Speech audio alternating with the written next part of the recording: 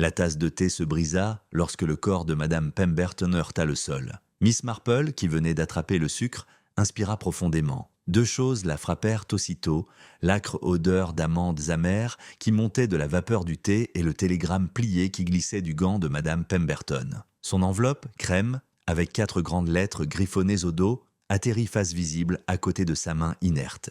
Des exclamations de surprise fusèrent dans le salon de thé. Mais le regard perçant de Miss Marple scrutait déjà la pièce. Celui qui l'avait empoisonnée était toujours là, à l'observer. Avant qu'elle puisse s'agenouiller, un second cri déchira l'air. Monsieur Collins, assis près de la fenêtre, se griffait la gorge, son visage prenant une terrible teinte violacée. Sa tasse de thé à moitié vide cliqueta dans sa main tremblante avant de tomber, se répandant sur le plancher. La foule recula brusquement, les chaises raclant. « Pas encore !» cria quelqu'un, mais Miss Marple s'activait déjà, les mains fermes malgré l'horreur. Elle pressa 2 doigts sur le cou de Madame Pemberton. Rien. Elle se tourna vers Collins. Son pouce accéléra faiblement, puis s'arrêta. Il s'effondra en avant, mort. 2 victimes en moins de 2 minutes. Ouvrez les fenêtres immédiatement. L'ordre de Miss Marple résonna comme une cloche. Ne touchez pas à leur tasse, vous entendez? Pas une cuillère, pas une miette. Son regard parcourut les visages effrayés. La panique l'avait frappé, mais une silhouette restait immobile, trop immobile, le regard fixé, non pas sur les morts, mais sur elle. Elle croisa le regard d'un homme de grande taille, près du comptoir, inexpressif, calculateur. Il se détourna au tintement de la sonnette au-dessus de la porte et se glissa dans l'allée. « Le tueur est parmi nous », dit Miss Marple à voix haute, et il n'a pas fini. Le salon de thé fut pris d'une pagaille générale. Certains villageois appelèrent à l'aide, d'autres se précipitèrent à travers la porte, manquant de se piétiner. L'agent Rive n'était pas encore arrivé. Son poste était à 5 bonnes 6 minutes. Miss Marple saisit sa chance. Elle se baissa rapidement et glissa le télégramme dans son sac avant que quiconque ne puisse le remarquer. Ses lettres griffonnées la fixèrent, 4 caractères seulement, M-O-R-T. Mot français pour mort. Une signature ou une promesse. Emily Grant, la jeune institutrice, se tenait aux côtés de Miss Marple, tremblante. Sont-ils partis? Oui, répondit Miss Marple à voix basse, du poison. Rapide, délibéré. Et si je ne me trompe pas, le tueur en a déjà marqué un autre. Émilie halta. Sitôt, Miss Marple hocha la tête d'un air sombre. Il veut terroriser. Il n'attendra pas la police. Il frappe tant que la peur est encore vive. Lorsque l'agent Rive fit irruption, 2 corps, gisayant en train de refroidir, les villageois blêmes et paniqués. « Mais que diable ?» balbutia-t-il, mais Miss Marple le serra fermement par le bras. « Écoutez-moi, Rive. Ce n'est pas un hasard. 2 personnes sont parties en quelques minutes. Le télégramme est sa carte de visite. Si nous n'agissons pas immédiatement, il y en aura une 3e. » La foule hala devant sa certitude. Certains sanglotaient, d'autres murmuraient avec colère, mais tous s'inclinèrent vers ses paroles. Elle n'avait pas le temps pour des explications douces. Chaque seconde comptait. « Qui a reçu une lettre ce matin ?» demanda-t-elle. « Un mot, un télégramme, quelque chose d'inhabituel ?» Un fermier leva une main tremblante. « J'en avais un. Il glissait sous ma porte à l'aube. Juste 4 lettres, écrites dessus. V-I-D-E. » Le regard de Miss Marple s'éclaircit. « Du latin. Je vois. Encore une provocation ?» Elle se retourna brusquement. « Où est-il maintenant ?»« Je l'ai brûlé, » admit le fermier en tremblant. « Je pensais que c'était absurde. »« Imbécile, » murmura quelqu'un, mais Miss Marple les fit taire d'un regard noir. « Il était marqué. Il l'est peut-être encore. Rive, nous devons le rejoindre immédiatement. Le tueur attend peut-être déjà. » Les villageois affluèrent sur la place, la panique grandissante. Certains réclamèrent des fusils, d'autres s'accrochaient à leurs enfants. Rive soufflait d'un souffle nerveux, mais c'est Miss Marple qui mena, son châle flottant, tandis qu'elle conduisait le fermier dans le chemin. Émilie courut à ses côtés, la peur gravée sur son visage. « Tu crois qu'il va frapper à nouveau sitôt ?»« Il l'a déjà fait, » dit Miss Marple d'un ton sombre. « Le schéma est celui d'une escalade rapide. La terreur prime sur la raison. Il compte briser les nerfs du village avant que la police ne puisse rétablir l'ordre. » Ils atteignirent dans la porte de la ferme. Miss Marple la poussa d'une main ferme. La cuisine était plongée dans l'obscurité, le feu éteint, mais l'odeur la frappa aussitôt. Encore des amandes. Son estomac se noue. Sur la table se trouvait une tasse de thé, encore fumante. Et affalée sur la chaise à côté, la fermière, les lèvres bleues, les yeux écarquillés et fixes. Émilie hurla. Rive jura violemment et recula en titubant. Le fermier s'effondra à genoux, gémissant. Miss Marple se précipita, pressant son chiffon contre sa bouche, examinant la scène. Un autre télégramme était posé près de la tasse de thé, en lettres audacieuses et cruelles. F.I.N. Le cœur de Miss Marple se figea. « La faim », murmura-t-elle. « Il écrit des messages dans la mort. » Le fermier lui serra le bras en sanglotant. « Ça aurait dû être moi. Il m'a prévenu. Elle Elle a dû boire dans ma tasse. Miss Marple serra les dents. Non, ma chère. C'était son dessein.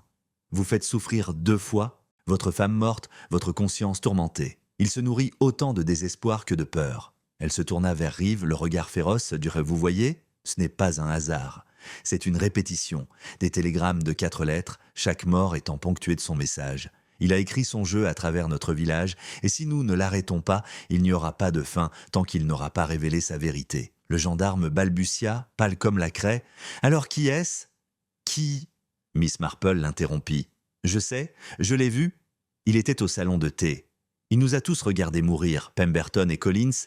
Il est parti avant votre arrivée, et il sait que je l'ai reconnu. » Les yeux d'Emily s'écarquillèrent. « Tu veux dire qu'il vient te chercher ?» Miss Marple referma fermement son sac sur les télégrammes. « Oui, mon enfant, il viendra, car je suis la seule pièce de son échiquier qu'il n'est pas encore capturé. » La foule dehors s'était enflée de murmures, la nouvelle du 3e décès se répandant comme une traînée de poudre. La peur s'emparait, les soupçons montaient, les voisins les uns contre les autres. Quelqu'un cria « Elle en savait trop, c'est la prochaine !» Une autre voix s'écria « C'est de la sorcellerie, elle nous l'attire !» Rive tenta de les calmer, mais la panique monta comme une marée. Miss Marple entra, les yeux brillants d'autorité. « Silence! Ne voyez-vous pas ? C'est son but. Vous poussez à vous accuser les uns les autres, à vous détruire avant qu'il ne lève la main. Mais écoutez-moi bien, il est là parmi nous, et je connais déjà son nom. » Les villageois haltèrent, la peur se transformant en un silence stupéfait. Tous les regards étaient rebraqués sur elle. Émilie lui serra le bras et murmura « Le sais-tu vraiment ?» Le regard de Miss Marple parcourut la place, se posant sur les ombres où le grand homme s'était glissé plus tôt. « Oui, murmura-t-elle, et il sait que je sais, ce qui veut dire qu'avant le coucher du soleil, il m'attaquera. » Ces mots tranchèrent le silence comme des lames. Les villageois restèrent bouche bée, pâles et tremblants, tandis que les cloches de Saint-André sonnaient au loin. 3 corps gisaient morts en moins d'1 heure. Et maintenant, le tueur avait déclaré la guerre non seulement au village, mais à Miss Marple elle-même. La place était devenue un véritable chaudron de peur. Les villageois se pressaient en petits groupes, marmonnant, tremblants, le regard scrutant chaque ombre.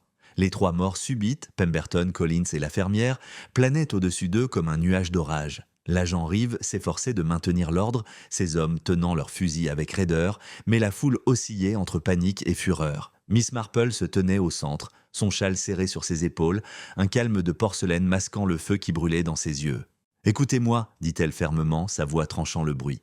Le tueur ne frappe pas au hasard, il laisse une trace avant chaque mort. Un télégramme de 4 lettres. D'abord « mort », puis « vide », puis « faim ».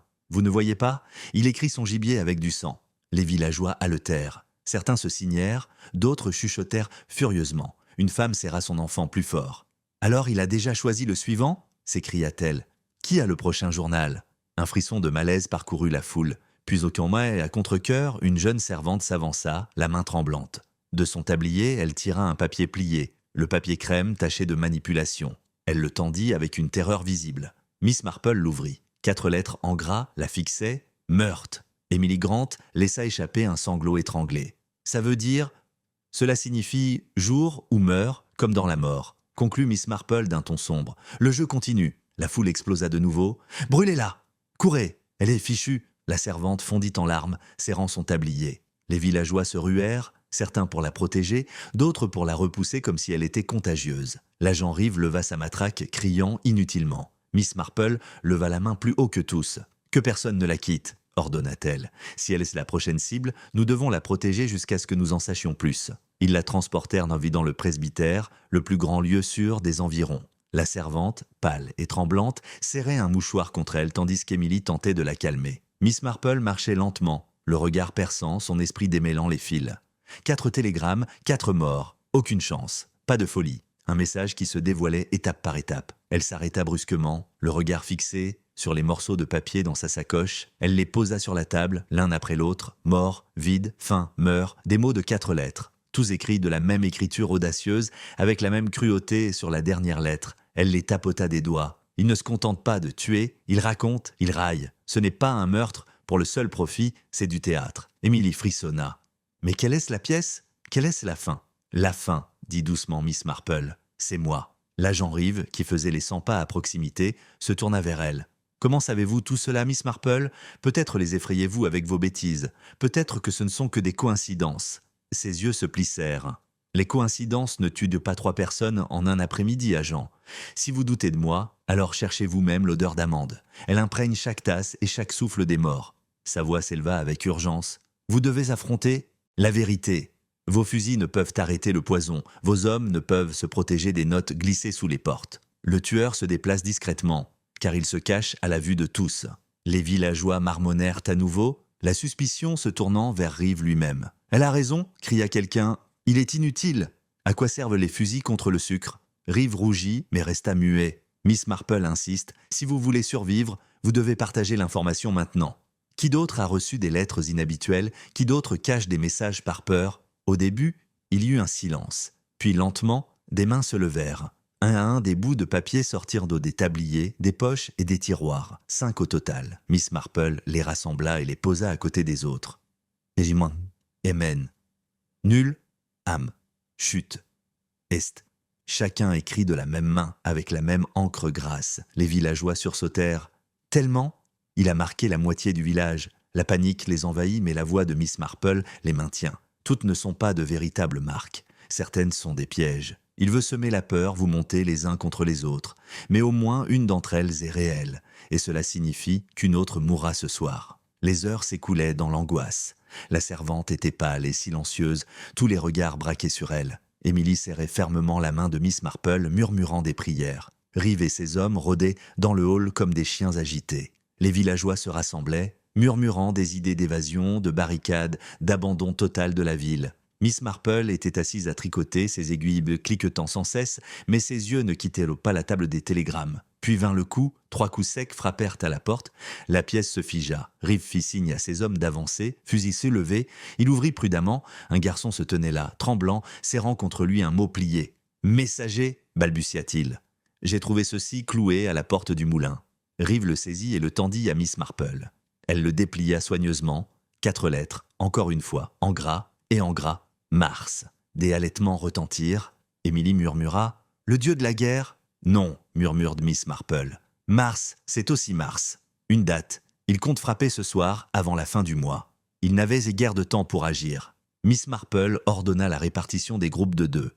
Personne ne fut laissé seul, personne sans surveillance. Les villageois, bien que terrifiés, obéirent. Les lampes brûlaient tard dans le presbytère, des ombres se profilant sur les murs. La servante dormait d'un sommeil agité sur un banc, Émilie veillant à ses côtés. Miss Marple allait d'un groupe à l'autre, parlant doucement, les exhortant à observer, à écouter, à partager chaque détail. La peur devait se transformer en vigilance, sinon elle les consumerait. Mais même la vigilance ne pouvait pas l'arrêter. Juste avant l'aube, un cri rompit le silence. Ils se précipitèrent dans la salle latérale et découvrirent l'un des agents affalé sur le sol, les lèvres bleues, le regard vitreux. Une flasque à moitié vide gisait à côté de lui. Miss Marple s'agenouilla vivement, renifla et recula. L'odeur d'amande emplit ses narines. Un autre télégramme reposait contre sa poitrine, épinglé par une punaise. « Nul !» Émilie haleta. Les villageois gémirent. Rive recula en titubant, pâle comme la craie. Mais il était armé, il était surveillé. Comment ? La voix de Miss Marple était grave. Parce que les fusils ne peuvent pas arrêter les mots, agent. Il a été choisi parce qu'il représentait l'autorité, la protection, et le tueur se délecte à prouver que la protection n'est qu'une illusion. Elle releva le bout de papier, le regard brûlant de certitude. Il s'en prend à lui. Il raille. Il ne s'arrêtera pas tant qu'il n'aura pas dit la vérité qu'il désire. Et je vous le dis, il frappera à nouveau avant le coucher du soleil, si je n'agis pas en premier. Les villageois retombèrent dans un silence stupéfait. Ils la regardèrent non plus avec suspicion, mais avec un espoir désespéré. Émilie serra sa manche. « Mais comment, Miss Marple? Comment pouvez-vous l'arrêter alors qu'il se déplace comme un fantôme ?» Miss Marple ramassa les télégrammes dans son sac, le visage figé. « Ce n'est pas un fantôme, c'est un homme qui se nourrit de peur et observe chaque réaction.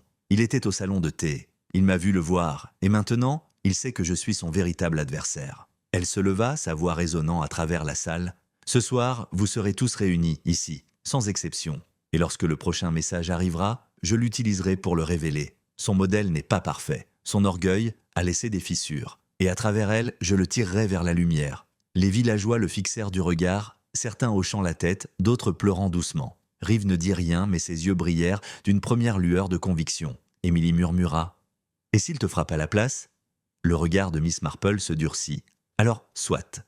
car s'il veut écrire mon nom en 4 lettres, il le fera ici, devant vous tous, et alors vous le verrez comme je le vois. » Les cloches de l'église sonnèrent de l'heure, lugubres et lourdes. Les villageois se serraient les uns contre les autres, leur terreur s'intensifiait. Mais Miss Marple était assise calmement à la table, les télégrammes devant elle, ses aiguilles cliquetant à nouveau doucement. Ses yeux brillaient d'une détermination farouche. Elle avait deviné la forme de son jeu et maintenant, elle allait le forcer à le jouer jusqu'au bout.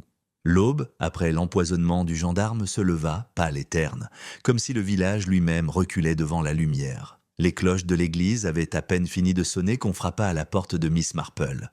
Emily Grant, pâle et secouée, en fit irruption à l'intérieur, serrant une enveloppe contre elle comme si elle lui brûlait les doigts. « C'était sur le pas de votre porte », murmura-t-elle d'une voix tremblante. « À votre adresse. » Miss Marple le prit calmement, même si son pouls s'accéléra. Le papier était du même papier crème, avec les mêmes traits d'encre dure, le même raffinement moqueur. Elle le déplia. 4 lettres la fixaient. Nemo. Emily halta. « C'est ton nom, ça veut dire « personne » en latin. Il t'a choisi. » Miss Marple pinça les lèvres. « Oui. » Il a ouvertement annoncé son intention. Il veut m'effacer.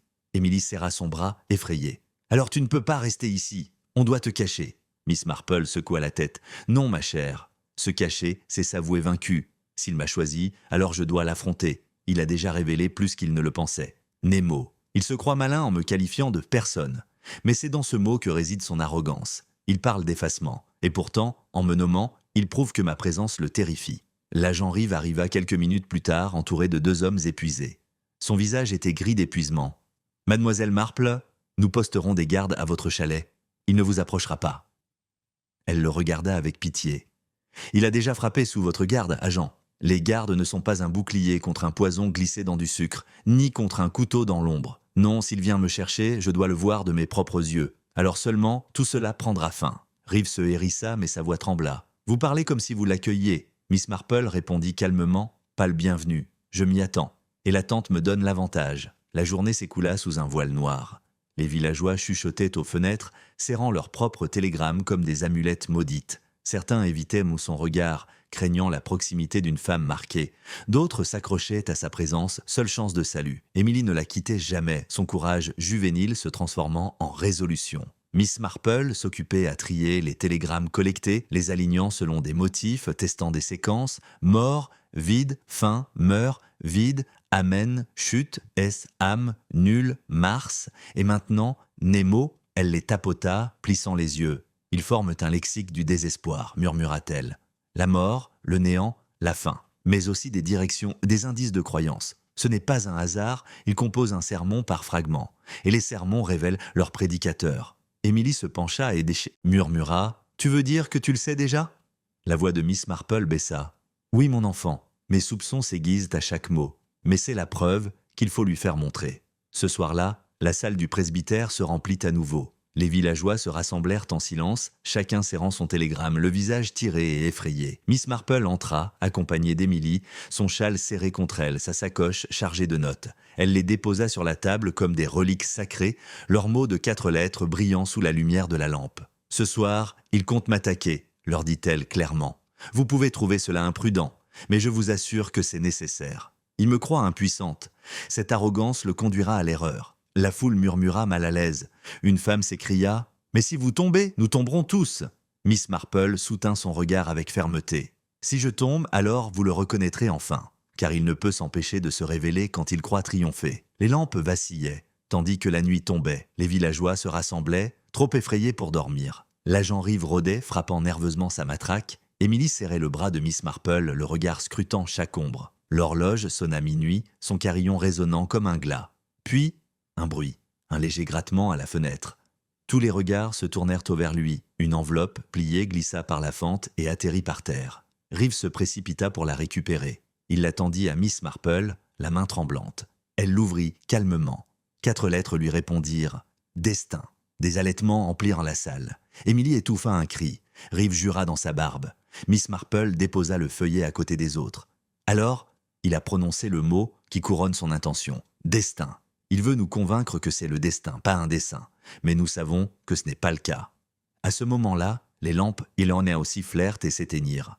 L'obscurité engloutit la salle. Des cris fusèrent, des chaises s'écroulèrent, Rive hurla désordre, mais sa voix était noyée dans la panique. Miss Marple s'avança vivement, entraînant Emily à ses côtés. « Reste discrète, ma fille, il se sert de la peur pour se cacher. » Un bruit de pas frappa le plancher, un éclat d'acier brilla dans le clair de lune qui filtrait par la fenêtre. Miss Marple éleva la voix, claire et tranchante. « Alors, ton destin est de me frapper dans le noir, alors frappe, si tu l'oses. » La lame s'abattit, mais heurta le fer avec fracas. Rive avait jeté sa matraque sur sa trajectoire, luttant contre la silhouette sombre. Une bagarre éclata, des cris et des jurons emplirent la salle. Les villageois hurlèrent, repoussés par la terreur. Miss Marple allume une allumette, la main ferme malgré le chaos. La lueur révéla le visage de l'agresseur pendant un bref instant. Grand, large, les traits déformés par la fureur. Elle le connaissait, ses soupçons se confirmèrent. Mais avant que la lumière ne se stabilise, il se libéra, tailladant sauvagement, et s'enfuit par la porte de la sacristie dans la nuit.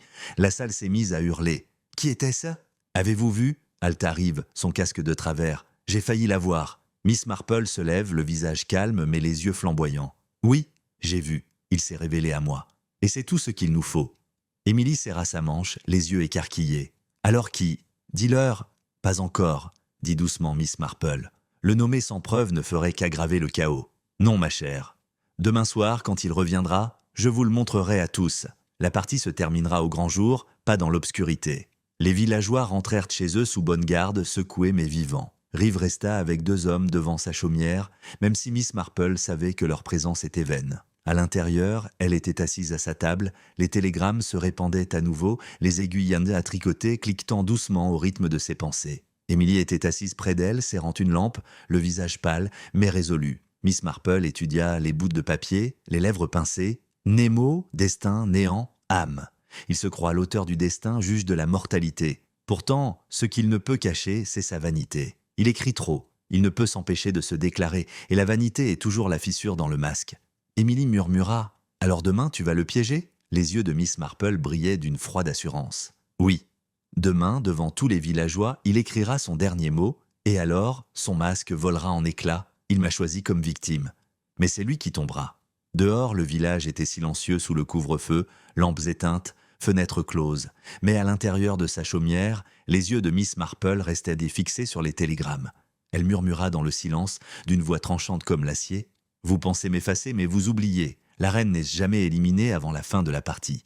Et cette partie, monsieur, est presque terminée. » Le lendemain de l'attaque, la place du village était tendue, et des visages privés de sommeil se dessinaient derrière les volets. Des enfants étaient réduits au silence par leur mère, qui craignait qu'un bruit ne sonne le glas de la mort. L'agent Rive aboyait des ordres aux gardes de la salle paroissiale, mais sa voix tremblait, trahissant son épuisement. Les villageois ne se tournaient plus vers lui pour obtenir des conseils. Leurs yeux suivaient Miss Marple. Elle se tenait dans le presbytère, les télégrammes étalés en rangées nettes devant elle. Mort, vide, fin, meurt, nul, amen, chute, orient, âme. Nul, Mars, Nemo, destin, chaque feuillet était décrit de la même main impitoyable, 4 lettres chacun comme des coups de marteau. Émilie se tenait à ses côtés, pâle mais déterminée, les mains crispées sur sa jupe. « Que veulent-ils dire, au juste ?» demanda Émilie. « Ce sont juste des mots destinés à nous terrifier ?» Miss Marple secoua la tête. « Non, mon enfant. Ils sont choisis avec précision. Chacun est un indice, un signe de la victime, une provocation pour ceux qui restent.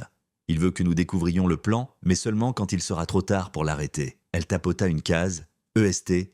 Il a marqué la direction. Ce n'est pas une menace, c'est un endroit. Il frappera là ?» Les yeux d'Émilie s'écarquillèrent. « À l'est du village, c'est le moulin de Monsieur Carter. »« Oui, » dit doucement Miss Marple. « Et si nous n'agissons pas vite, il ne reverra plus jamais le coucher du soleil. » Rive hésita lorsqu'elle lui l'annonça. « Tu devines ?» s'exclama-t-il en se frottant les tempes. « On ne peut pas chasser les fantômes à chaque fois que tu lis un mot. » Les yeux de Miss Marple lancèrent des éclairs. « 3 morts en une journée, agent ? Un agent lui-même a été empoisonné sous votre surveillance. Et hier soir, il a failli m'avoir. Pensez-vous toujours qu'il s'agit d'un jeu de hasard ?» Sa voix s'aiguisa. « Il a clairement écrit ses intentions. Si vous tardez, Carter meurt. » Rive déglutit, jetant un coup d'œil aux villageois rassemblés derrière lui, la peur grandissante. Finalement, il hocha la tête. « Très bien, on y va. » Le moulin se trouvait à l'extrémité est du village, une structure affaissée au bord de la rivière. Sa roue grinçait lentement, l'eau claquant contre les planches usées. Carter, un homme nerveux aux manches couvertes de suie,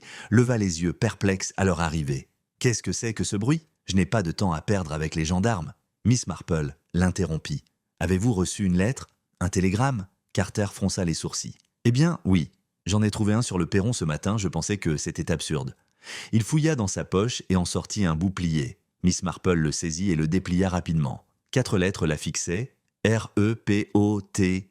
Son cœur se serra. Tu es la cible. Ne touche ni à ta nourriture, ni à ta boisson, ni à quoi que ce soit dans cet endroit. Mais tandis qu'elle parlait, Émilie haleta. Un sac de farine près de la meule se fendit, une poussière blanche se répandant sur les planches. Carter cligna des yeux. Je l'ai ouvert tout à l'heure. Il a un goût étrange. Ses mots vacillèrent, tandis qu'il portait la main à son ventre. Il tituba, le visage décoloré.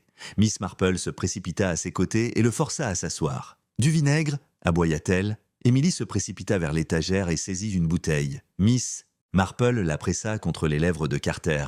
Bois, vite! Il eut un haut-le-cœur, mais déglutit. Sa respiration devint courte et ses yeux se révulsèrent. Elle lui donna une claque ferme sur la joue. Reste avec nous! Rive le regarda avec horreur.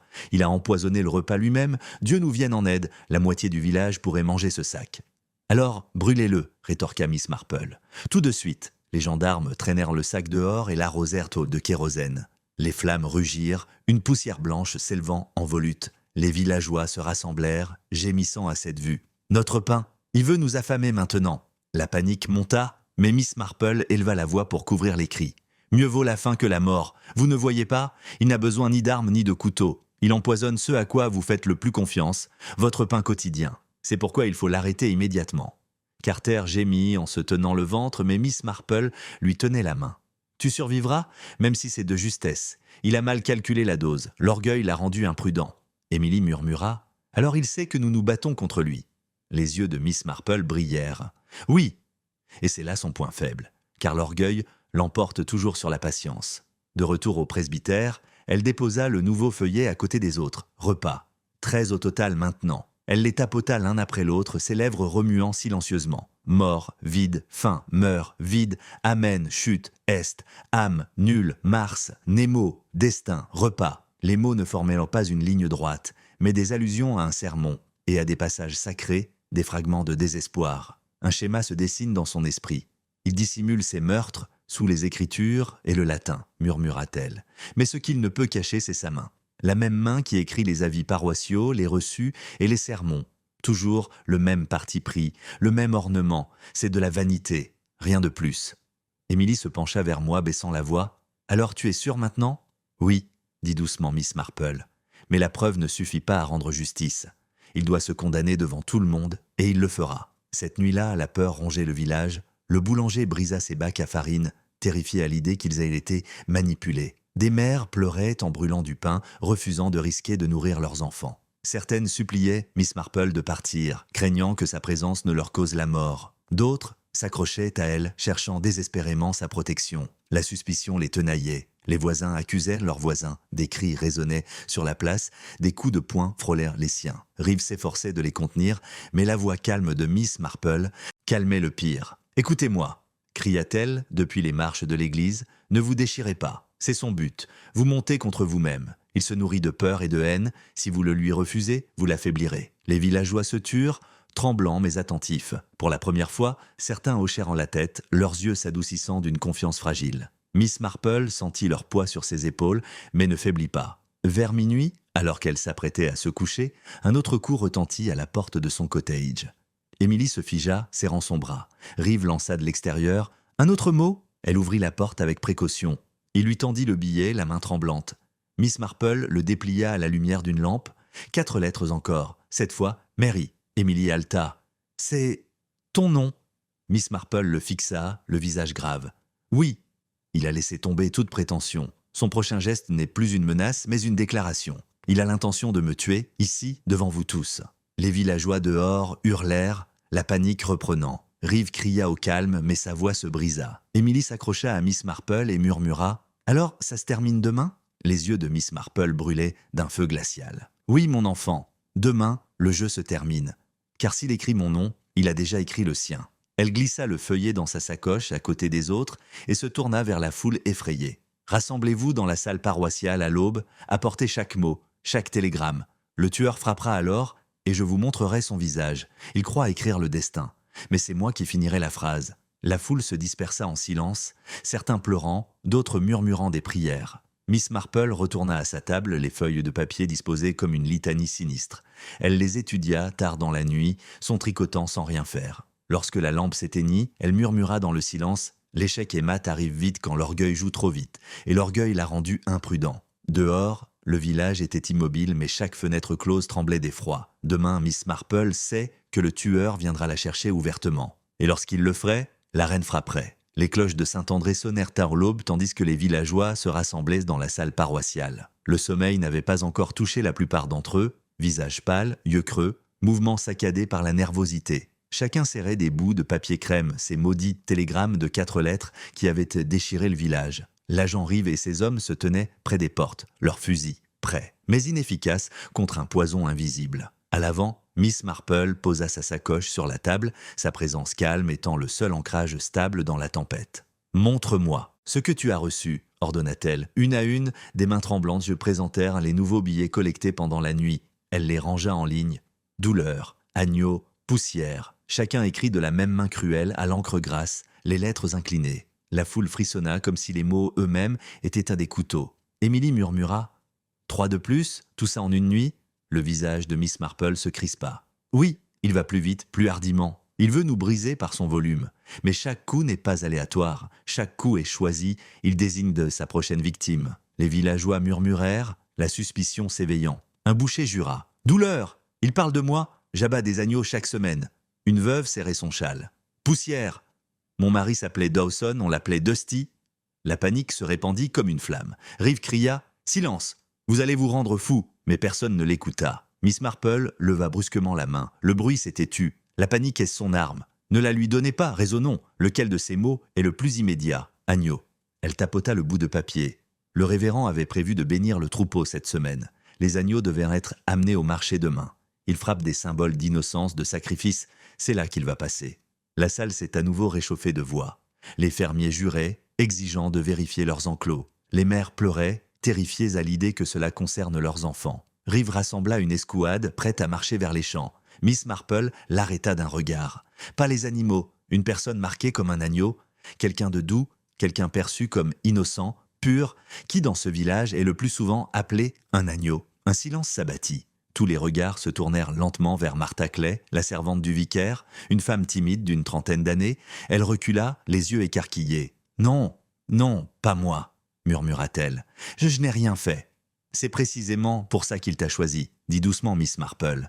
Parce que tu n'as rien fait, tu es son symbole. » Martha fondit en larmes, agrippée à son châle. Émilie se précipita pour la réconforter. Rive jura. « Alors, on la garde.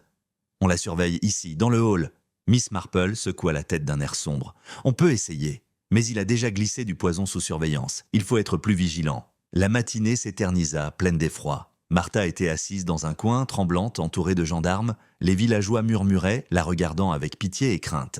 Miss Marple faisait les 100 pas, son regard scrutant chaque visage, chaque recoin, son esprit scrutant la logique tordue du tueur. Il avait choisi l'agneau pour Martha. Il n'attendrait pas longtemps pour lui donner raison. Vers midi, un garçon fit irruption essoufflé, serrant un autre bout de papier. « J'ai trouvé ça cloué à la porte de la boulangerie », s'écria-t-il. Rive le saisit et le tendit à Miss Marple. Elle le déplia d'une main ferme, 4 lettres, tranchantes et cruelles. « Faites !» Des cris de surprise emplirent la salle. Martha grita « Non, non, s'il vous plaît !» Le visage de Miss Marple devint grave. Il déclare l'acte accompli. « Il faut agir tout de suite !» Ils se précipitèrent vers la petite maison de Martha, une foule se pressant derrière eux. La porte était entr'ouverte. Miss Marple entra, le cœur battant. L'air sentait légèrement l'amande.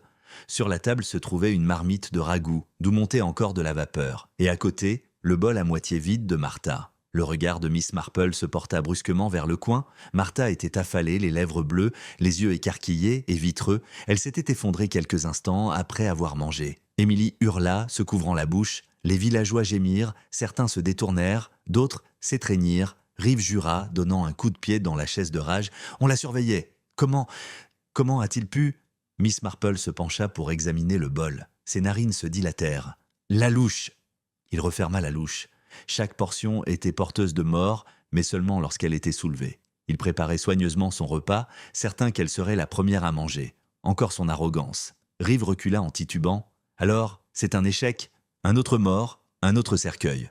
Le visage de Miss Marple était marqué par le chagrin, mais sa voix était ferme. Oui, nous n'avons pas réussi à empêcher celui-ci, mais nous ne faillirons pas au dernier. Il croit que son plan est invincible, mais chaque mot resserre l'étau autour de lui. Les villageois affluèrent sur la place, le chagrin se muant en fureur. Des cris résonnèrent. « C'est l'un des nôtres ? Donnez-lui un nom, on a hâte !» Rive tenta de les contenir, mais la suspicion s'empara d'eux.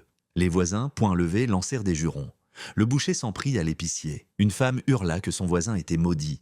La foule se précipita vers le chaos. Miss Marple monta sur les marches de l'église, élevant la voix par-dessus le vacarme. « Assez !» Son cri claqua comme un fouet. La foule se figea surprise. Son regard les balaya, acérés comme des couteaux. « Ne voyez-vous pas ? C'est son triomphe. Pas seulement les corps qu'il laisse derrière lui, mais la peur, la haine, la folie qui vous poussent à vous détruire. Si vous vous déchirez, vous faites son œuvre à sa place. » Le silence était pesant, seulement troublé par des sanglots.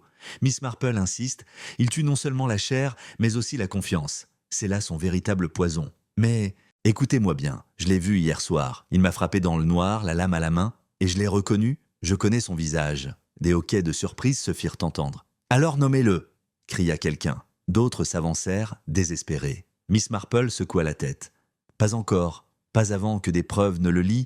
Si je parle trop tôt, il nous glissera entre les doigts. Mais demain, je vous le montrerai. Vous le verrez de vos propres yeux. » Les villageois murmuraient, partagés entre colère et espoir. Rive, en sueur, murmura « Vous jouez avec des vies, Miss Marple. D'autres pourraient se mourir si vous attendez. » Ses yeux lancèrent des éclairs. « Et d'autres mourront si j'accuse sans preuve. » Il se nourrit de suspicions. Seule la révélation brisera son pouvoir. Elle jeta un coup d'œil au feuillet qu'elle tenait à la main. « Mais croyez-moi, son arrogance le forcera bientôt à agir ouvertement. Et quand il le fera, je l'aurai. » Émilie murmura pâle. « Mais et s'il te frappe avant ?» Miss Marple pinça les lèvres. « Alors, qu'il essaie, car il ne peut résister à l'envie de couronner son œuvre de spectacle. Et à ce moment-là, son masque tombera. » Ce soir-là, le village était sous couvre-feu.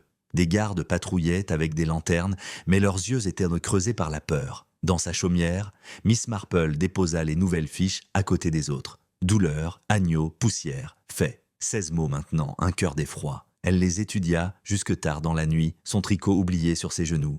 Émilie s'assit en face d'elle et murmura « Je ne sais pas comment tu peux rester aussi calme. » Miss Marple sourit faiblement. « Parce que le calme est ma seule arme. La panique est son domaine. Si je panique, je lui offre la victoire. » Elle souleva le ticket marqué « Terminé ». C'était son plus grand courage. Il nous a nargués avant et après, cet orgueil le détruira.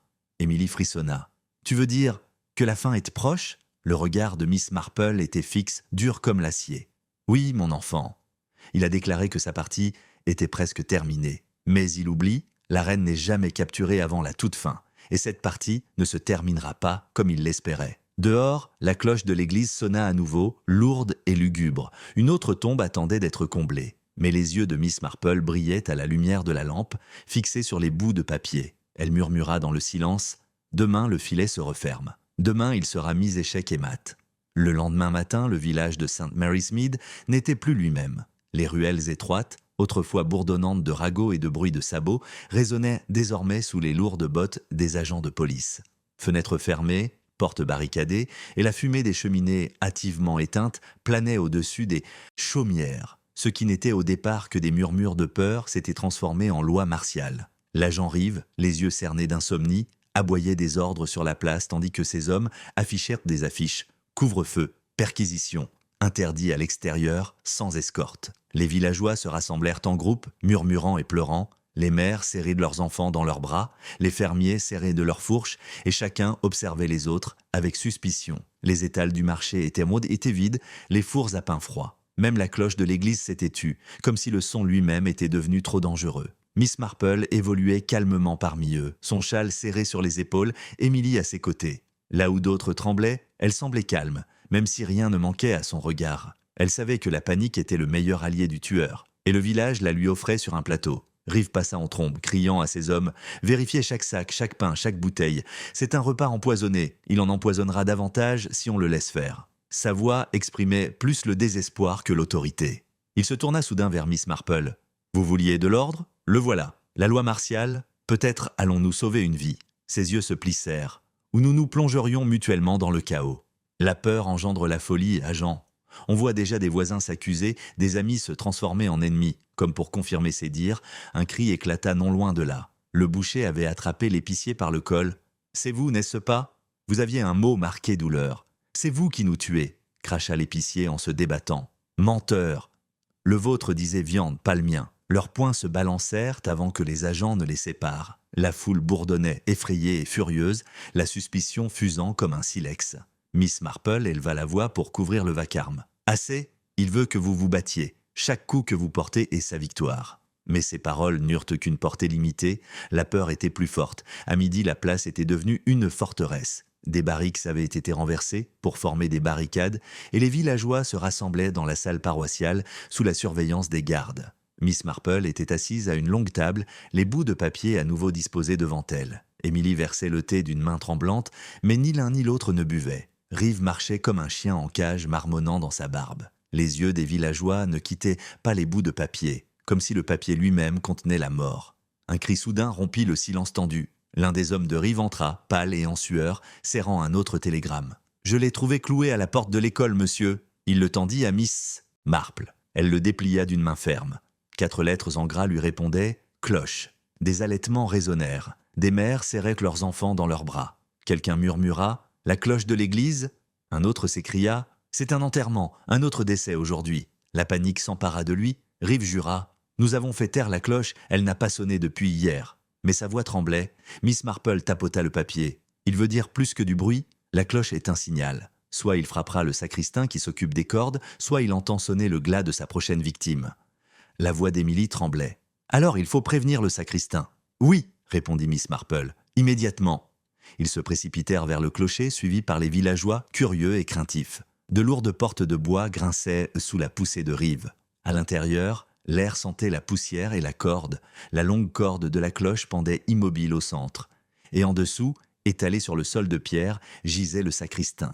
Émilie hurla. Les villageois gémirent. Rive s'agenouilla, vérifia son pouls, puis secoua la tête d'un air sombre. Parti, plus pour longtemps. Miss Marple se pencha, renifla les lèvres, puis les mains. Une légère odeur d'amande amère persistait. Elle remarqua une flasque à côté de lui, à moitié vidée. Un autre bout de papier reposait sous son corps, épinglé de sa propre main. 4 lettres, encore. Toll. La foule explosa. Il se moque de nous. On ne peut pas l'arrêter. Même avec des gardes, il tue quand même. La panique monta, les villageois se pressant vers la porte en un mouvement de foule. Rive aboya des ordres, mais ses cris furent noyés sous les sanglots et les cris. La voix de Miss Marple trancha comme l'acier. Ne voyez-vous pas ? C'est son modèle. Il écrit avant et après, prophétie et accomplissement. Son de cloche. Il se moque du destin lui-même, mais il se met ainsi à nu. Seul celui qui connaît le rythme des habitudes du sacristain pouvait choisir cette marque. Rive se releva titubant, le désespoir dans les yeux. Alors ça pourrait être n'importe qui. La moitié du village savait qu'il venait ici tous les jours. Non, interrompit Miss Marple. Pas la moitié. Seulement ceux qui lisaient dès son emploi du temps, qui voyaient les listes paroissiales, qui s'occupaient des horaires des offices. Et cela réduit le champ à un seul cercle.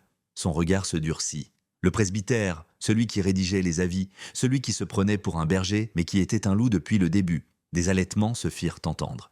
Les villageois murmurèrent furieusement. Le révérend ? Non, c'est impossible. D'autres acquiescèrent d'un air sombre, le visage pâle. Rive jura. Mais il est parti. Il a disparu quand nous avons instauré le couvre-feu. Son cottage est vide. Miss Marple serra les lèvres. Bien sûr, il sait que le filet se resserre. Il se cache. Mais il ne peut s'empêcher de le narguer. Il frappera à nouveau, et bientôt, par fierté, il ne le laissera pas se taire. En fin d'après-midi, le village était devenu une véritable poudrière. Des gardes patrouillaient avec des fusils, les villageois s'enfermaient chez eux, et la salle paroissiale se transformait en une forteresse de murmures. Miss Marple restait à la longue table, les feuillets disposés comme un sombre sermon. Émilie rôdait, épuisée, mais déterminée à ne pas la quitter. Un autre agent fit irruption, essoufflé, un nouveau ticket à la main. « Trouvez sur le portail de Miss Marple, madame ?» Tous les regards se tournèrent vers elle. Elle le déplia calmement, même si ses doigts se crispèrent légèrement. 4 lettres apparurent, Sampeliaroda. Isélis sortit. Des hoquets de surprise éclatèrent. Émilie serra son bras. « Ça veut dire qu'il veut que tu partes. Morte. »« Oui, » dit doucement Miss Marple. Il a cessé de dissimuler ses intentions. Il ne les dissimule plus sous le latin ou les écritures. Il me nomme clairement mon destin. C'est son orgueil qui parle. Il désire un spectacle. Et c'est ainsi que nous l'aurons. Rive jura en frappant le mur du poing. On ne peut pas te protéger s'il veut s'en prendre à toi. On a du mal à empêcher les villageois de s'entretuer. Les yeux de Miss Marple brillèrent d'une lueur froide. Alors, qu'ils viennent, car en venant, ils se révèlent. Demain, à l'aube, rassemblez-les tous dans la salle. Chaque villageois, chaque agent, chaque âme tremblante. Il frappera devant eux, car il ne peut résister. Et quand il le fera, son masque volera en éclats. Les villageois murmurèrent, effrayés mais désespérés. Certains secouaient la tête, refusant d'y croire. D'autres acquiesçaient, s'accrochant à leur certitude. Rive s'affaissa vaincu mais résigné. Ainsi soit-il. Demain, nous nous réunirons. Et que Dieu nous vienne en aide si vous avez tort. Cette nuit-là, le village était silencieux sous le couvre-feu, patrouillé comme un champ de bataille. Les lanternes vacillaient, les ombres s'étendaient. Miss Marple était assise près de son cœur, les feuillets de télégrammes étalés devant elle une dernière fois. Émilie somnolait par à-coups près du feu, serrant son châle. Miss Marple étudiait les mots, le regard froid et perçant. Mort, vide, fin, meurt, vide, amen, chute, est, âme, nul, Mars, Nemo, destin, repas, mairie, douleur, agneau, poussière, fait, cloche, pénètre, sortie, 22 mots de mort et de désespoir. Pourtant, cachée parmi eux, elle voyait la main du prédicateur, la vanité d'un homme qui ne pouvait s'empêcher de laisser son sermon à l'encre. Elle murmura dans le silence, « Ton arrogance écrit ton nom aussi clairement que ta main. Demain, tu prononceras ton dernier mot, et demain, tu seras perdu. » Le matin se leva sous un ciel gris et un silence plus pesant. Les gendarmes patrouillaient comme des soldats, leurs bottes résonnant dans les ruelles désertes, leurs fusils brillants mais inutiles. Les villageois observaient derrière les rideaux, serrant leurs télégrammes de 4 lettres comme des jurons. L'avis de couvre-feu claquait à la porte de l'église. Mais nul besoin de le rappeler. La peur les maintenait à l'intérieur plus efficacement que n'importe quelle loi. Miss Marple n'avait pas été vue depuis l'aube. Pour certains, c'était un soulagement. D'autres murmuraient que son absence était la preuve qu'elle était déjà tombée. Les mots qui formaient M-A-R-I et E-X-I-T brûlaient encore dans leur esprit. Ils murmuraient « Elle est partie, il a réussi ». La peur, plus acérée que des couteaux, rongeait chaque chaumière. Dans une pièce exiguë, au fond du presbytère, Miss Marple était assise en silence avec Émilie. Une seule bougie vacillait, projetant des ombres sur les murs. Le châle de Miss Marple était serré contre elle, son tricot inactif sur ses genoux. Elle avait insisté pour qu'on la fasse sortir de son cottage dès les premières lueurs du jour. « Il m'attend à la maison », dit-elle à Émilie. « Il ira d'abord y jeter un coup d'œil, disparaître c'est le déstabiliser. Il s'attend à la peur, mais je lui donne plutôt une stratégie. » Émilie se mordit la lèvre. « Mais s'il ne te trouve pas, ne va-t-il pas s'en prendre à quelqu'un d'autre ?» Le regard de Miss Marple s'éclaira. « Oui, c'est le risque. Mais le désespoir le poussera à se révéler plus vite. Déjà son orgueil le force à me narguer ouvertement. S'il ne peut pas me tuer immédiatement, il tentera une autre tentative, mais en essayant, il dévoilera son jeu. » L'agent Rive fit irruption, troublé. « C'est de la folie, Miss Marple. Se cacher comme une criminelle, les villageois sont déjà sur le pont. Ils pensent que tu es mort, ou pire, que tu es derrière tout ça. S'ils se révoltent, ils se révolteront, que je me cache ou non, dit-elle calmement. Mais si je disparais, il deviendrait imprudent.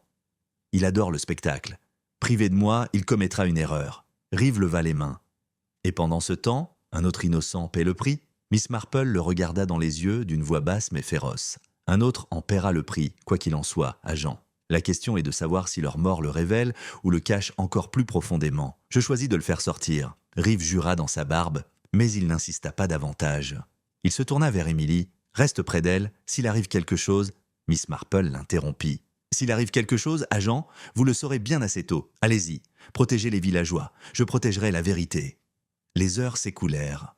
Dehors, le village sombrait dans la folie.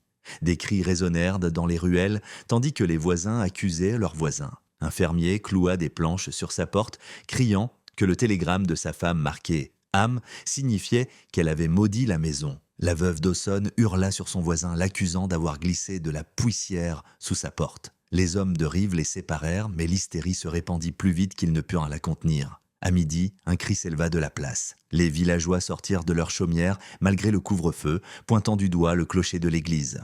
Un autre télégramme était cloué à la porte. Rive l'arracha et le lut à voix haute. 4 lettres. Émeute. La foule haleta d'un seul coup. Une mère gémit. « Il sait, il nous voit déjà nous déchirer. » La panique monta, certains hurlant, d'autres brandissant des bâtons et des couteaux. Il fallut tous les policiers pour les forcer à rentrer. Mais le mot persista comme un poison. Émeute. Le tueur ne se contentait pas de prédire le chaos, il le dirigeait. Dans la salle secrète du presbytère, Emily se pressa près de Miss Marple. « Ils perdent la tête là-bas !» Reeve ne peut pas les retenir. Miss Marple hocha la tête d'un air sombre. Oui, c'est son but. Vider le village de l'intérieur jusqu'à ce qu'il ne reste que la peur. Mais ce faisant, il va trop loin. Émeute est un terme trop large, trop révélateur. Il n'écrit plus une prophétie, mais une confession. Car seul quelqu'un qui évolue parmi eux sans être vu, observant chaque mouvement de panique, pourrait choisir ce mot avec certitude. Les yeux d'Emily s'écarquillèrent. « Tu veux dire que tu as rétréci ton champ de vision ?»« Oui, dit doucement Miss Marple, je sais qui il est, mais il doit aussi le leur prouver. Et cela demande de la patience. » Emily tremblait. « Je ne sais pas comment tu fais pour rester aussi calme. » Miss Marple lui adressa un léger sourire. « Parce que le calme est mon seul rempart. La panique le nourrit, le calme la femme. » Le soir, la place était redevenue une forteresse. Reeve doubla les patrouilles, posta des gardes à chaque porte et ordonna qu'aucun villageois ne se déplace seul. Pourtant, des messages apparurent comme surgis de l'ombre. L'un d'eux, accroché au mur du boulanger, « four ». Un autre à la forge du forgeron, « fer ». Un troisième glissa sous la porte de l'auberge, « bière ». Chacun déclencha une nouvelle terreur, de nouveaux soupçons, de nouveaux cris de malheur. Reeve jura en s'arrachant les cheveux. « Il est partout ! Comment fait-il pour se déplacer sans être vu ?» Miss Marple, toujours cachée, étudiait les mots. Four, fer, bière, des outils du quotidien. Il répand la peur dans chaque foyer, dans chaque main. Mais là encore, il se dévoile. Car seul celui qui connaît suffisamment chaque foyer pour choisir des symboles capables de les disperser ainsi. Il n'est pas un étranger, il est à l'intérieur. Emily murmura « Alors demain ?» Les yeux de Miss Marple brillaient d'une lueur froide.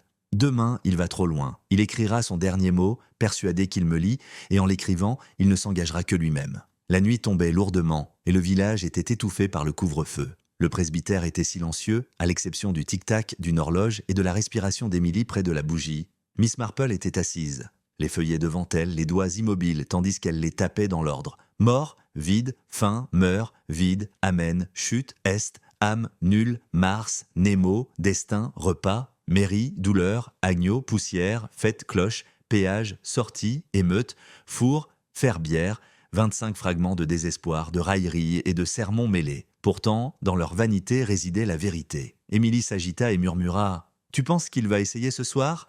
Les yeux de Miss Marple ne quittèrent pas les feuillets. Il essaiera, mais il échouera. Et demain, quand le village se rassemblera, je le révélerai. Son orgueil ne lui permettra pas de se taire. Il écrira son dernier mot, et avec lui, il écrira son propre nom. Elle se laissa enfin aller en arrière, le visage calme, sa voix murmurant pour elle seule. La reine descend sous terre, mais seulement pour frapper. Et je frapperai à l'aube. L'aube se leva, crue et rouge, comme si le ciel lui-même s'était noyé dans les nuages. À l'appel pressant du gendarme Reeve, les villageois se rassemblèrent dans la salle paroissiale. Des visages pâles et lasses fixaient le sol d'un air vide, les mains serrées. Des télégrammes glissaient comme des charmes ou des malédictions. Des gardes étaient alignés aux portes, leurs fusils raidis dans leurs bras tremblants. L'air était lourd de peur, mais aussi d'attente, car la rumeur s'était répandue que Miss Marple parlerait, et elle avait promis que la vérité était proche. Elle sortit discrètement de la sacristie, son châle serré contre elle, Emily à ses côtés. La foule haleta à l'unisson. Beaucoup avaient murmuré qu'elle était morte, frappée par la nuit. Son apparition les fit taire, avec quelque chose de plus fort que la peur, l'espoir. Elle s'approcha de la table du fond, son regard scrutant les villageois, notant chaque frémissement. Puis elle posa sa sacoche, l'ouvrit et commença à disposer les télégrammes en rangées précises. « Vous avez tous souffert, » dit-elle d'une voix calme mais porteuse. « Vous avez enterré vos voisins, amis et proches. Vous avez brûlé du pain, versé de la bière et trahi la confiance. Vous croyez que la main qui vous frappe est invisible, un fantôme parmi vous.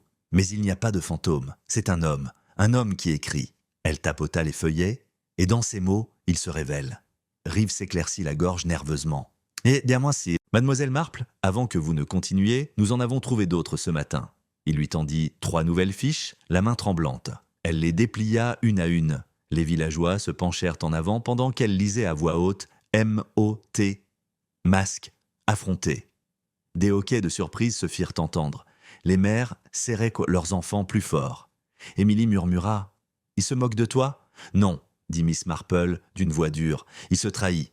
Il se croit intelligent. Mais sa vanité était plus éloquente que sa ruse. Paroles, masques, visages, il se révèle par fragments. Il ne peut résister aux sermons. » Elle les déposa à côté des autres. 28 feuillets maintenant, une litanie sinistre qui s'étalait sur la table comme un texte sacré empoisonné. Les villageois murmurèrent, la peur et la suspicion s'aiguisant. Un homme cria « Alors nommez-le. Si vous le savez, nommez-le maintenant. » Des murmures résonnèrent. « Oui, nommez-le. Mettez fin à ce cauchemar. » Avant qu'il ne frappe à nouveau, Rive leva sa matraque, réclamant le silence, mais ce fut Miss Marple qui les calma d'une main levée. « Vous le verrez vous-même, dit-elle. Patience, il ne peut résister à un dernier coup, et dans ce coup, sa main se montrera. » Comme conjuré par ces paroles, un agent de police fit irruption, essoufflé. Encore une erreur, clouée à la porte du hall. Il la brandit. Miss Marple la prit calmement, même si son regard s'aiguisa à la lecture. 4 lettres en gras brillèrent. Suivant. La foule explosa. Qui est-ce? Qui est-ce le suivant?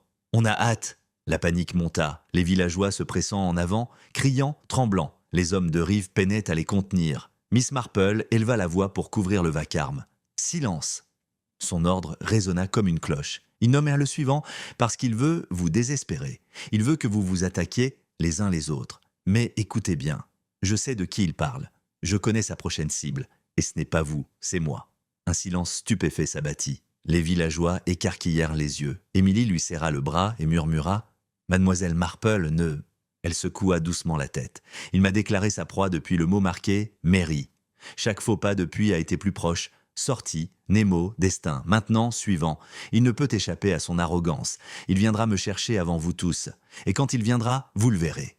Les villageois murmurèrent, certains effrayés, d'autres impressionnés. Rive murmura « Vous le provoquez ». « Oui », répondit calmement Miss Marple. « Parce que l'appât est le seul moyen d'attraper un prédateur trop malin pour les pièges. » Elle tapota les bouts du doigt. « Considérez-les. Mort, vide, fin, 10. » Des mots latins de mort, puis amen, soul, nul, des mots de foi transformés en désespoir. Puis riot, oven, iron, hal, votre pain quotidien transformé en terreur. Et maintenant, mots, masque, visage. Il parle comme un prédicateur, un homme qui prononce des sermons, rédige des avis, dicte la morale. Seul un d'entre vous se complaît dans les mots et méprise suffisamment la vérité pour les déformer ainsi. Des exclamations de surprise parcoururent la salle. Certains villageois murmurèrent le même nom, d'autres secouèrent la tête refusant d'y croire.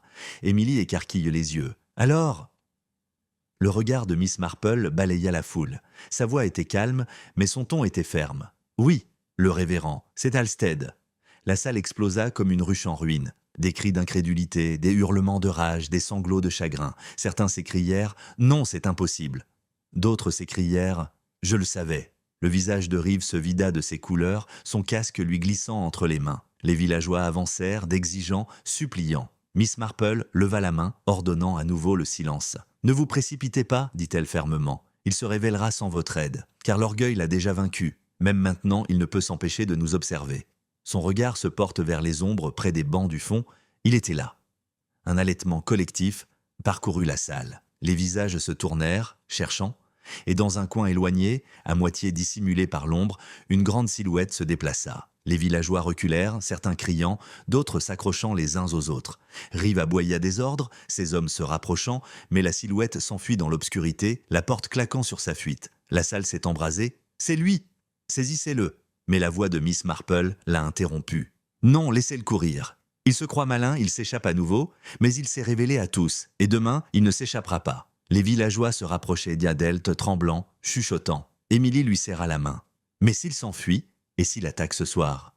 Miss Marple baissa les yeux vers les 29 hommes, et ses yeux brûlèrent d'une certitude sinistre. « Alors, il frappe ce soir. » Mais pas dans l'ombre. Il a perdu patience avec la dissimulation. Son orgueil exigera du spectacle. Et dans ce spectacle, il tombera. Elle ramassa les feuillets dans sa sacoche, ses doigts s'attardant sur le plus récent. Suivant. Ses lèvres esquissèrent un léger sourire. « Oui, révérend. » Suivant, en effet.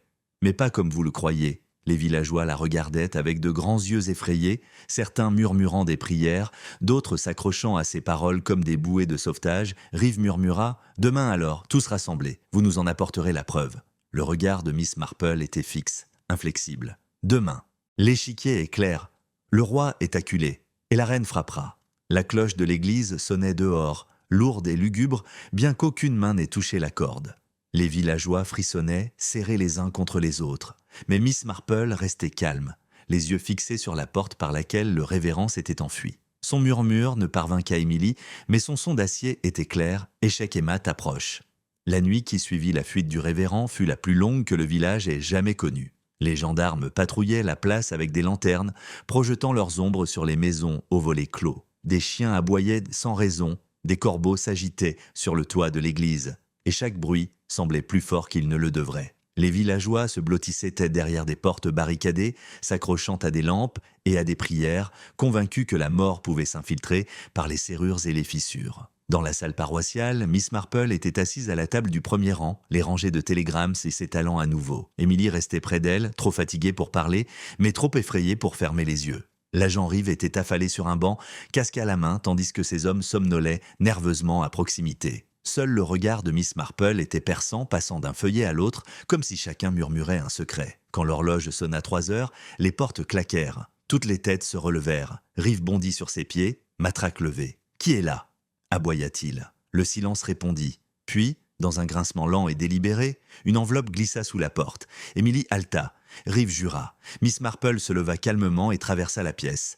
Elle se pencha, souleva le papier et le déplia à la lumière de la lampe. 4 lettres, en gras, la fixèrent « Dernier ». La nouvelle retentit comme un tonnerre. Les villageois, tirés de leur sommeil agités sur les bancs, se précipitèrent, terrorisés. « La dernière » Il veut dire « la dernière victime ». « Une de plus ». Des sanglots résonnèrent d'ainsi dans le hall. Un homme cria « Alors qui est-ce ? Qui est-ce marqué ?» Un autre s'écria « Ça pourrait être n'importe lequel d'entre nous ». Les agents s'efforcèrent de les contenir, mais la panique s'était déjà répandue. Le visage de Rive était pâle. « Enfin, il veut dire son coup final. Il veut en finir ce soir. » Sa voix tremblait. « On est trop tard. » Miss Marple déposa délicatement le feuillet parmi les autres. Sa voix, bien que douce, tranchait avec le bruit. « Non, nous n'arrivons pas trop tard. » Il déclare « dernier » parce qu'il veut vous désespérer. Il veut vous faire croire qu'il ne reste plus qu'à capituler. Mais écoutez-moi bien, en écrivant cela, il a exagéré. Il ne peut résister au spectacle et le spectacle le démasquera. Émilie serra sa manche et murmura « Alors tu crois qu'il est déjà choisi ?» Miss Marple hocha la tête « Oui. » Et il croit qu'en le nommant, il sème la terreur plus profondément que n'importe quel couteau. Mais la terreur, ma chère, n'est pas une preuve. La preuve réside dans son écriture, ses mots, son arrogance, et demain, devant vous tous, cette arrogance le fera pendre. Les villageois n'étaient pas calmes. Leur peur se fit féroce, la suspicion reprenant de plus belle. La veuve Dawson s'écria en désignant le boucher « C'est vous, vous tuez des agneaux !» Votre fiche disait « Douleur, vous nous apportez la mort !» Le boucher riposta en rugissant, se jetant sur lui, les poings battants. Des hommes les séparèrent en hurlant des jurons. Un fermier brandit une fourche vers son voisin, hurlant le mot « poussière ». La salle paroissiale trembla de rage. Rive hurla jusqu'à s'enrouer, ses hommes forçant la foule à reculer. La panique monta, une vague qu'il ne put contenir. Miss Marple frappa la table d'un coup sec. La salle se figea. Ses yeux brûlaient, tandis qu'elle balayait la foule. « Tu ne vois pas ?» dit-elle d'une voix plus forte. « Chaque accusation que tu lances, chaque point que tu lèves, c'est sa victoire. Il n'a pas besoin de frapper quand tu frappes pour lui. Il te veut briser, méfiante, aveugle. Mais demain, tu le verras clairement, je te le promets. » Ces paroles percèrent le silence dans la salle. Les villageois s'affalèrent sur les bancs, encore tremblants mais sereins. Émilie murmura « Tu les as tenus de justesse ». Miss Marple rassembla les feuillets, ses doigts effleurant le plus récent, le dernier. Il les a gardés pendant des semaines, terrorisés. Ce soir, je les garde avec vérité. Mais seulement pour une journée. Demain doit finir. L'aube s'avançait lentement et sans couleur. Aux premières lueurs du jour, les patrouilles trouvèrent d'autres pancartes clouées aux portes. L'une disait « Attendez », une autre « Aube », une troisième « Priez ». On les apporta aussitôt à Miss Marple, qui les déposa parmi les autres, désormais plus de 30. Les mots formaient une litanie sinistre sur la table, un sermon de désespoir et d'arrogance écrit d'une seule main. Rive murmura « Il nous nargue encore en ce moment. Priez, il se moque de notre foi. Dawn, il parle de ce matin même. » Son regard se posa nerveusement sur Miss Marple. « Attendre ? Attendre quoi ?» Les yeux de Miss Marple brillèrent. « Attendre. Il ne peut résister au théâtre de la révélation. Il viendra. Et quand il viendra, il se croira maître de la situation. C'est alors que nous le saisirons. » Émilie murmura « Mais comment, Miss Marple ? Il est trop malin. Il passe à travers tous les filets. » Miss Marple posa doucement sa main sur celle d'Émilie. Parce que l'orgueil fait trébucher même le plus intelligent, il ne peut s'empêcher de se vanter. Chacun de ces télégrammes est une vantardise. Et quand il se vantera devant tout le monde, il se détruira. Les villageois affluaient dans la salle au lever du soleil, convoqués par les gendarmes. Certains arrivaient à contre-cœur, plus accablés par la peur que par le devoir. Ils serraient leurs télégrammes, le visage émacié, les yeux écarquillés. Certains priaient à voix haute, d'autres murmuraient des jurons. La salle s'emplissait du bruit des pleurs des enfants, du sifflement des lampes, du bruissement de la peur. Miss Marple se tenait de nouveau devant, fermement enveloppée dans son châle, Émilie à ses côtés. Elle disposa les 33 feuillets en rangées soignées sur la table. Les villageois les contemplaient comme s'il s'agissait de reliques maudites. « Voici votre preuve », dit-elle d'une voix porteuse. « Mort, vide, fin, meurt, nul, amen, chute, orient, âme, nul, Mars, Nemo, destin, repas, Marie, douleur, agneau, poussière, fête, cloche, péage, sortie, émeute, four, fer, bière, parole, masque, visage, prochain, dernier, attendre, aube, prier, chaque feuillet dans la même main, chacun choisi avec vanité. Ils ne forment pas une prophétie, mais une confession. Et la confession n'engage qu'un seul homme. Les villageois haletaient, marmonnaient, s'agrippaient. Certains sanglotaient ouvertement. Reeves s'avança, la voix rauque. « Donnez-lui un nom, Miss Marple. Finissez-en. » Ses yeux balayèrent la salle, notant chaque visage, chaque frémissement. « Je ne le nommerai pas ce soir. Il se nommera lui-même, car il ne peut résister à son dernier mot. Il a promis « dernier ». Il nous montrera de qui il parle. Et ce faisant, il dévoilera la main qui a écrit chaque mort. La foule murmurait avec anxiété, la suspicion grandissant, mais Miss Marple resta ferme, le regard d'acier. Émilie murmura « Tu le provoques? Il frappera avant eux tous. »« Oui, » dit doucement Miss Marple. « C'est la seule solution. La reine n'attend pas que le roi agisse, elle le force. » Tandis que les lampes vacillaient, la porte s'ouvrit en grinçant dans un long gémissement. Un silence s'abattit. Toutes les têtes se tournèrent. Une ombre imposante emplissait le cadre, de larges épaules se découpant sur la lumière de l'aube. Dans sa main brillait une enveloppe. Les villageois haletèrent, certains hurlant, d'autres s'agrippant les uns aux autres, terrifiés. La silhouette s'avança, déposant l'enveloppe sur la table avec un calme délibéré. Puis il se retourna et se glissa dans l'ombre avant que les hommes de Reeves ne puissent l'attraper. Émilie hurla. Reeves jura. Les villageois gémirent. Miss Marple, sans broncher, ramassa l'enveloppe et la déplia d'une main ferme. 4 lettres en gras la fixèrent. « Agneau ». Des exclamations de surprise éclatèrent. Des mères crièrent, des hommes hurlèrent. « Encore! Encore un agneau? Qui est-ce » La panique s'empara de nouveau, la foule se pressant. Émilie serra le bras de Miss Marple et murmura, terrifiée, « Mais Martha Clay est déjà morte. Encore un agneau? Alors qui ?» Les yeux de Miss Marple brûlaient, tandis qu'elle levait le bout de papier bien haut pour que tout le monde le voie. « Vous ne voyez pas ?» Il se répète. « Agneau, encore. L'innocence a été sacrifiée 2 fois. Il n'écrit plus de prophéties, il écrit des confessions. Et c'est dans ces confessions que réside sa ruine. » Les villageois se figèrent, les yeux rivés sur elle. Reeves murmura « Alors, ça se termine aujourd'hui ?» Miss Marple hocha lentement la tête, son regard balayant la foule tremblante. « Oui, aujourd'hui, le match se termine. Il a déclaré son final victime. Et en le déclarant, il s'est déjà condamné lui-même, car l'orgueil a inscrit son nom dans chaque trait. La cloche sonna dehors, sans qu'aucune corde ne soit touchée, lourde et lente comme un glas funèbre. Les villageois frissonnèrent, serrés les uns contre les autres. La voix de Miss Marple résonna par-dessus le bruit, claire et froide. « Préparez-vous, le roi est acculé. La reine frappe ensuite. » La salle paroissiale n'avait jamais accueilli autant de personnes en silence. Tous les villageois s'y pressaient, fermiers, veuves, enfants, et même le forgeron qui avait juré de ne pas quitter sa forge. L'agent Reeves et ses hommes se tenaient à la porte, fusils à la main, le visage tiré. L'air était chargé d'une odeur de peur et de sueur, mais personne n'osait parler. Ils avaient été convoqués par Miss Marple et maintenant ils attendaient comme s'ils étaient de jugés. À la table principale, elle était assise, son châle serré contre elle, les feuilles de papier étalées devant elle comme des reliques. Émilie se tenait à ses côtés, pâle mais inflexible, les mains plaquées contre la table. Le regard de Miss Marple balayait la foule, un regard vide, fatigué mais perçant, empreint de détermination. Elle avait appâté le piège et il ne restait plus qu'à le laisser tomber. « Tu as assez souffert », dit-elle d'une voix ferme. « Ce soir, tout se termine. Chacun de ces faux pas, 34 maintenant, a été laissé par la même main. Chaque mot n'a pas été choisi au hasard, mais dans le cadre d'un sermon. Il t'a prêché la mort, déguisé en prophétie. Mais sa vanité l'a ruiné. Pour se vanter, il a écrit son nom. Les villageois s'agitèrent, chuchotant avec inquiétude. Reeves aboya en silence, mais Miss Marple leva la main et ils s'immobilisèrent. Elle tapota les feuillets disposés en séquence. Mort, vide, fin, meurt, nul, amen, chute, orient, âme, nul, Mars, Nemo, destin, repas, mairie, douleur, agneau, poussière, fait, cloche, péage, sortie, émeute, four, fer, bière, parole, masque, visage, prochain, dernier, attendre, aube, prier, agneau encore. Ne voyez-vous pas ? répète-t-il, car l'orgueil ne peut résister.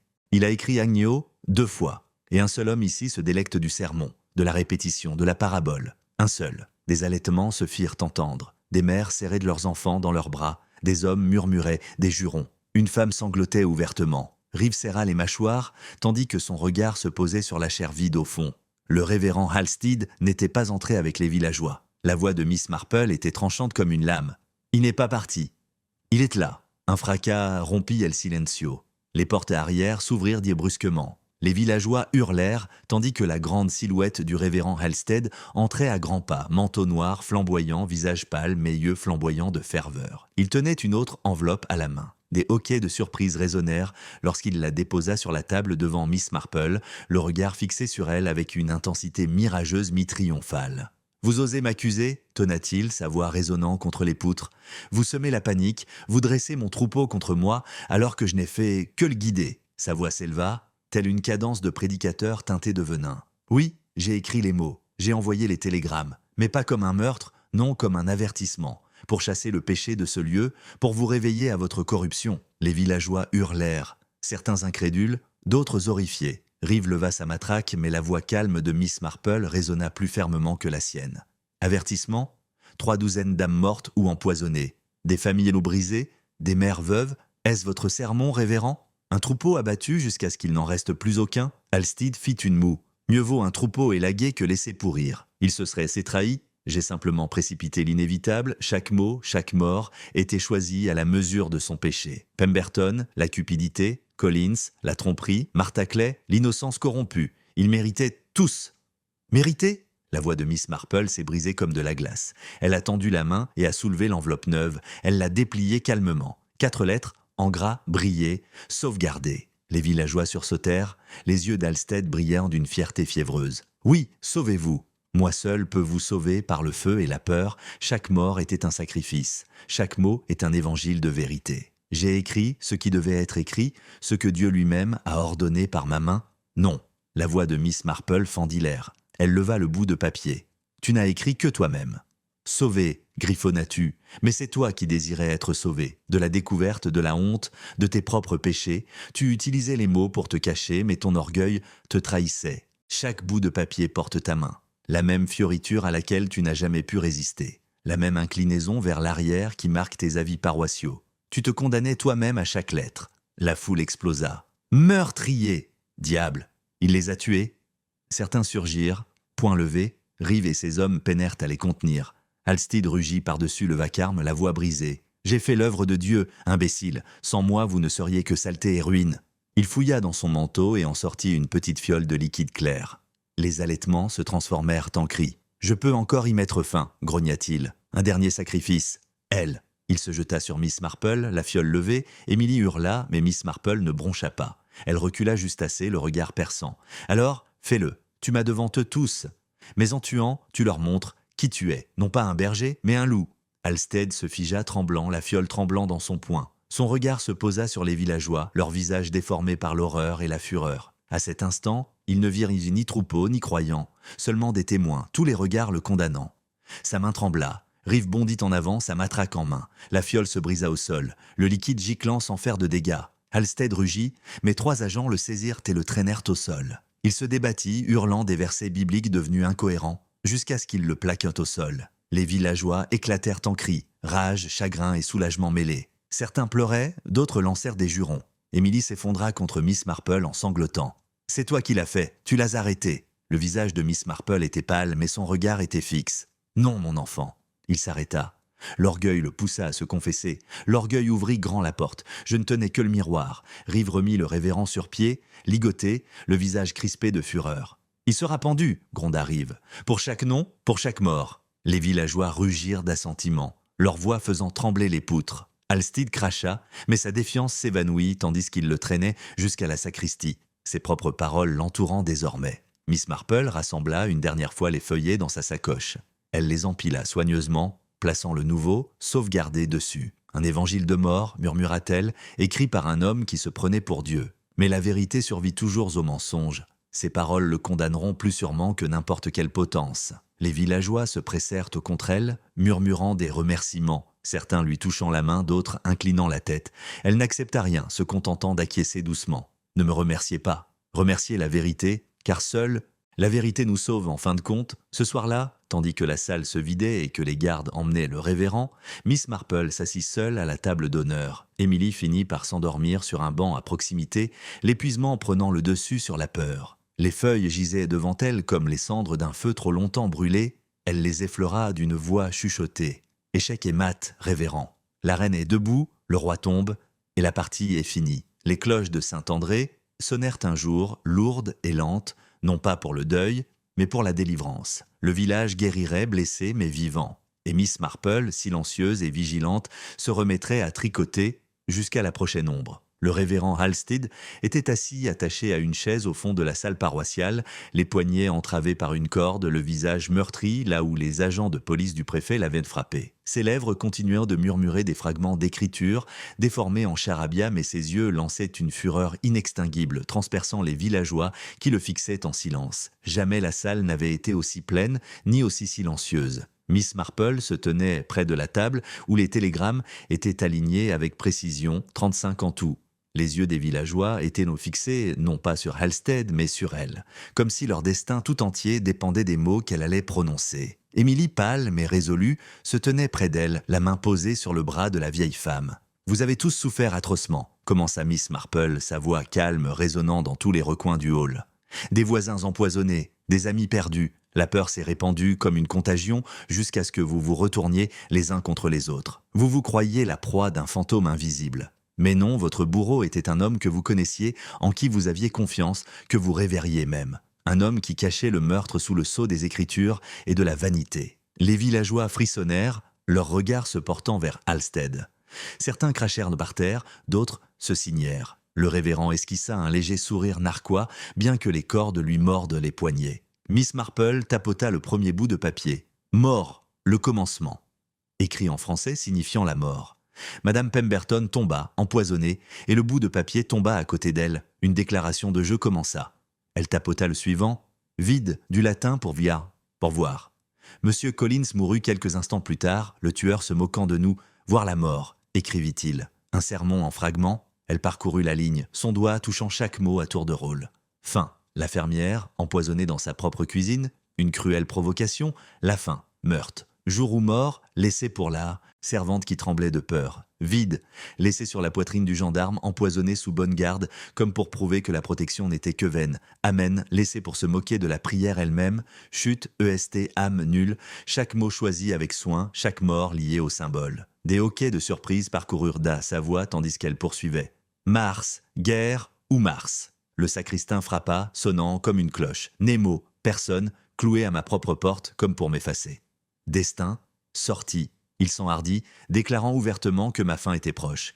Mais la vanité le défait. Émeute, four, fer, bière, des mots répandus dans vos maisons, destinés à semer la peur dans tous les cœurs.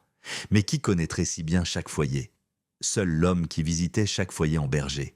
Les villageois s'agitèrent, mal à l'aise, hochant la tête, les yeux plissés vers Halstead. Ses lèvres se tordirent, mais il ne parla pas. La voix de Miss Marple s'aiguisa, puis vint la vantardise. M-O-T, M-A-S-Q-U-E-V-I-S-A-G-E. Il ne put résister. Il parla de sa propre tromperie. Et enfin, suivant, dernier, attendre, prier. Il promit une fin de son choix. Il répéta même 2 fois Agneau, Martaclay et un autre qu'il entendait revendiquer, car il se prenait pour Dieu, exigeant un sacrifice. Mais la répétition a causé sa perte. Seul un prédicateur répète un mot pour le graver dans sa mémoire. C'était la fêlure, c'était sa confession. Émilie murmura « Tu veux dire ?» qu'il s'est inscrit dans son propre sermon. Miss Marple hocha la tête. « Oui, mon enfant. » Il écrivait, jusqu'à ne plus pouvoir cacher sa main derrière les mots. Son écriture, penchée en arrière, les fioritures de la dernière lettre, telles étaient ses marques de fabrique, les mêmes sur les registres paroissiaux, les comptes de l'église, les avis qu'il collait de sa propre main. Chaque feuillet portait non pas une prophétie, mais de la fierté. Les villageois eurent de nouveau le souffle coupé. Une veuve s'écria « J'ai vu ces mêmes lettres sur les bancs de mariage qu'il avait épinglés au printemps dernier. » D'autres murmurèrent, se souvenant de notes écrites de sa main. Les murmures se transformèrent en indignation. « Halstead s'exclama enfin d'une voix sifflante. « Imbécile, vous croyez à ces mensonges? J'ai été choisi pour vous flageller, pour éprouver votre valeur. Chaque mort était une purification du péché. J'ai tenu la coupe, oui, j'ai écrit les mots, mais seulement parce que vous étiez faible, corrompu, indigne, vous vous seriez détruit sans moi. Des cris ont éclaté. Diable, meurtrier, qu'il soit pendu. » Les policiers se sont mobilisés pour calmer la foule, tandis que la fureur montait. Miss Marple leva la main, la voix posée. « Non, ce n'est ni un diable, ni un prophète, c'est un homme. Un homme qui enviait le pouvoir, qui se nourrissait de peur, qui ne supportait pas que la vérité soit plus forte que ses paroles. Chaque faux pas n'était pas une révélation, mais une performance. Il se prenait pour un dramaturge et un prédicateur, mais le meurtre ne se cache pas éternellement. L'orgueil le poussa à écrire plus que nécessaire, à parler plus fort que le silence ne l'exigeait. Et dans l'orgueil, il se révéla. Reeves s'avança, la voix rauque. Mais comment a-t-il pu tuer autant de gens aussi vite? Comment a-t-il pu frapper sous surveillance? Miss Marple inclinait sa tête, parce qu'il avait bien choisi son arme. Du cyanure, probablement trouvé dans des magasins de produits antiparasitaires, et facile à dissimuler, sans goût, si ce n'est son odeur d'amande. Il en a placé dans des sacs de farine, des tasses à thé, des flacons, dans la louche du ragoût de Martha Clay. Chaque coup, soigneusement programmé, destiné à frapper là où personne ne pensait à regarder. Et quand il avait besoin de se mettre à l'abri, il utilisait la panique même qui l'attisait. Pendant que vous vous accusiez mutuellement, il est passé inaperçu, car qui soupçonne l'homme qui se tient en chair? La salle trembla de colère, un fermier cracha. « Nous vous avions fait confiance !» cria-t-il à Halstead. « Nous vous avons confessé notre péché. » Un autre gémit. « Vous avez baptisé mon fils !» Le révérend ricana, bien que la sueur luisa sur son front. Miss Marple insista, les yeux fixés sur lui.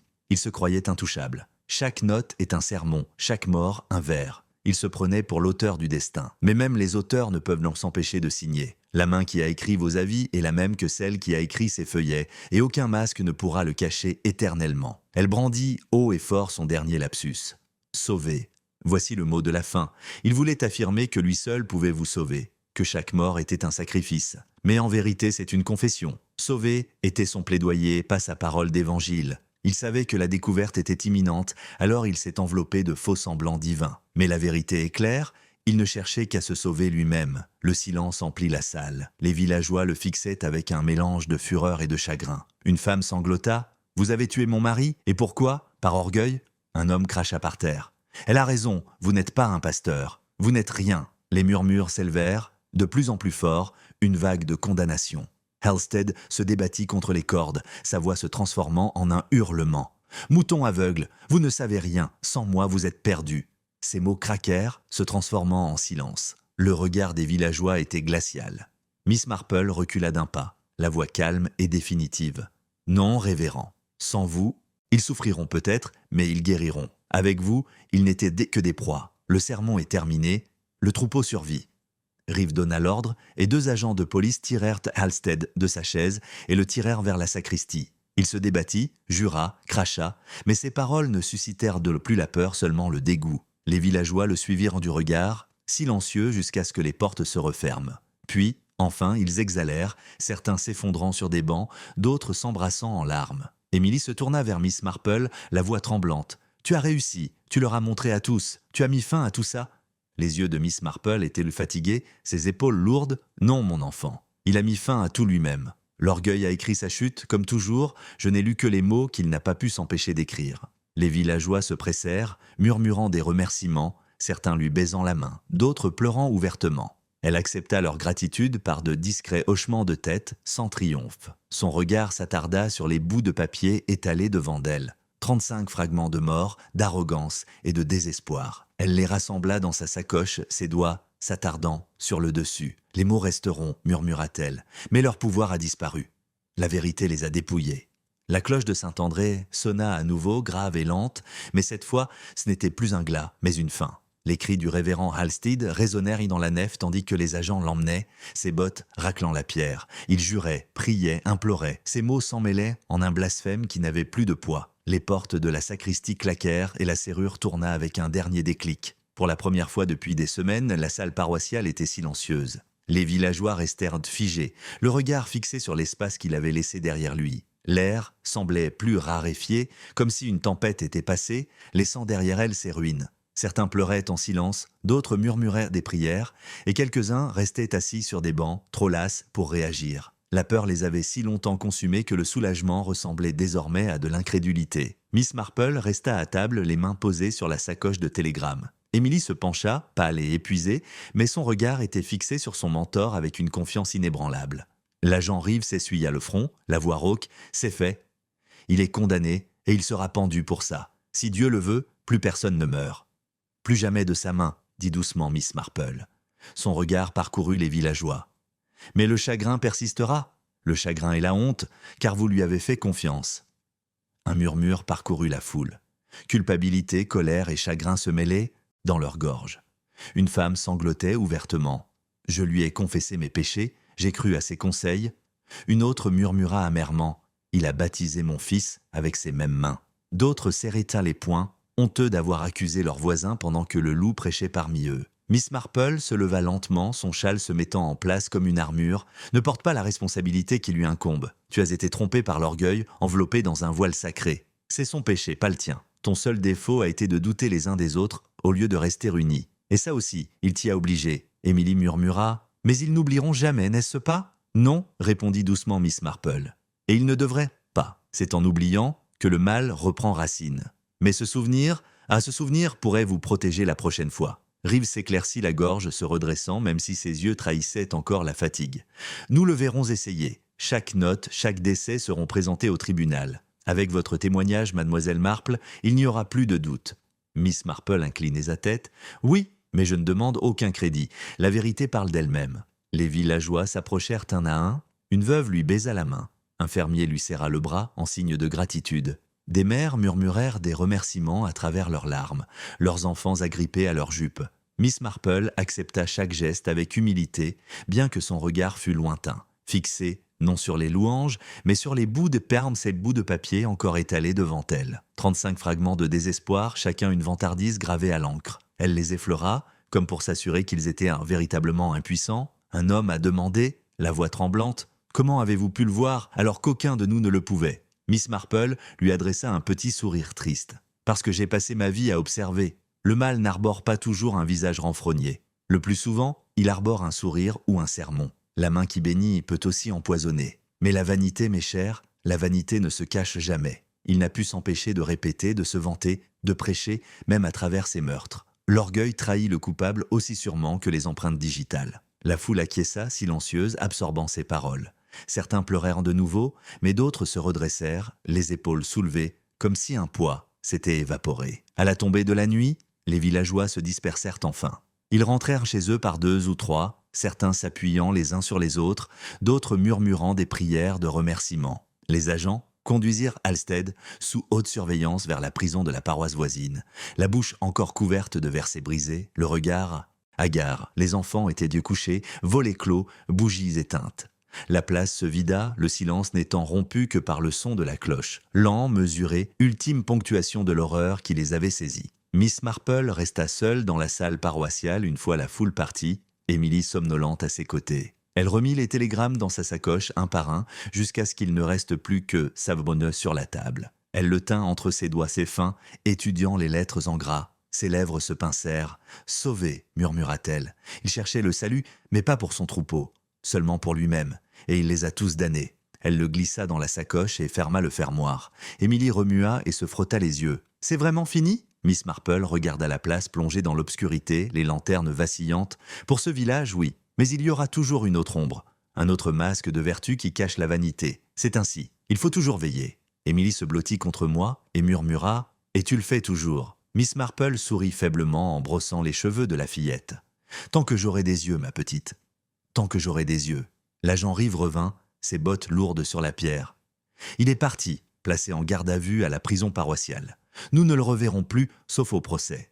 Ses épaules s'affaissèrent, sa voix se fit plus douce. « Merci, mademoiselle Marple. Sans vous, nous nous serions déchirés avant de connaître la vérité. » Miss Marple inclinait sa tête.